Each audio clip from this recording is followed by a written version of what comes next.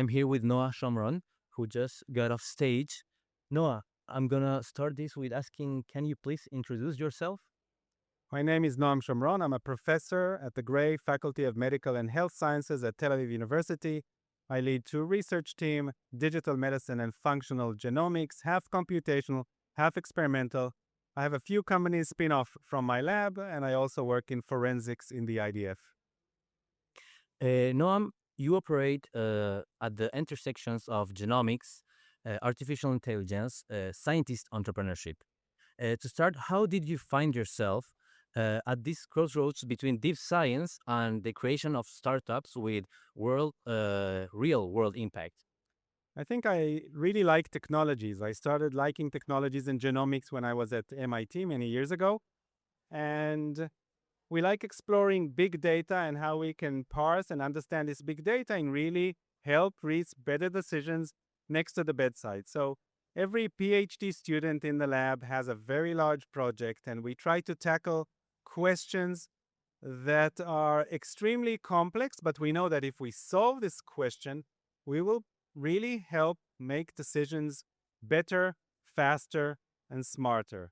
So I can't think of a particular topic we're working on because we work on a lot of topics, but the common denominator is really getting the data, applying tools, and making better decisions. So we can do it in oncology, we can do it on women's health, we can also do it on infections and brain disorders and PTSD and depression.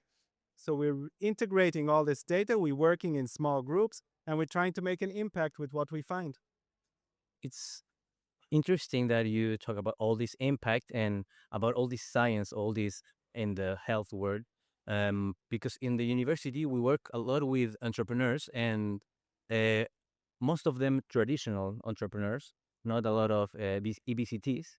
And they have a lot of barriers to overcome. To me about those barriers. And in the stage, you talk about three rules to uh, spin off these technologies to the market. Talk to me about those rules and those barriers. Okay, when you talk about barriers, I have to take a very deep breath and say there are so many barriers. The team, the product, the technologies, convincing someone that there's something there, convincing someone to put money on a product that will probably come to the market only 10 years from now.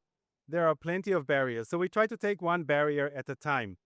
But we do have a few rules when we spin out a company from our lab. And these are very basic rules. For example, the first one would be, you have to let it go. A scientist falls in love with their work and they believe that they know everything about it. It's true, they know everything about the science. But when it moves on to the next level, the entrepreneurship, they probably know very little. So bring many people in, people who have done it before, clever people who can help you, listen a lot, speak a little, okay, and integrate what you hear in bringing it forward. The second one would be remember who you are. Okay, you have to remember that you are the scientist. You have not taken a product to the market. Even if you have, bring someone who has done it. And the third one would be there are going to be multiple barriers, as mentioned. Just keep on swimming, keep on pushing it forward. Don't give up. A lot of motivation, a lot of perseverance. Because if you think about the road for bringing a product in the biomedical arena, obviously most of them have failed, but those that will not fail, it will be between 10 to 20 years till somebody really uses it, out there. And all of what I mean about what you said in stage, all of these investigations, this science were like long term experiments. And talk to me about how difficult it is to sell this product to maybe the VCs who actually usually need to have answers at this moment. Right now, they need to sell now the product. So you need special types of VCs. These special types of VCs are those that want to make an impact in the biomedical world. Okay, it's a totally different impact from gaming, from gambling, from fintech, obviously. Somebody that believes in you, somebody that's willing to take a very long ride, a very long run. It's a marathon, it's not a sprint. And somebody that really thinks that this science could make a difference, that your science could make a difference. Usually what we find is not applicable in 1 or 2 years. It's a long run, and these are special VCs. These are not the VCs that that would look for a quick win. But if you do bring a product and you do have a win, it's going to be huge, huge in terms of money, huge in terms of a number of employees, huge in terms of impact for the surrounding. And eventually, what we do is going to save lives. That's amazing.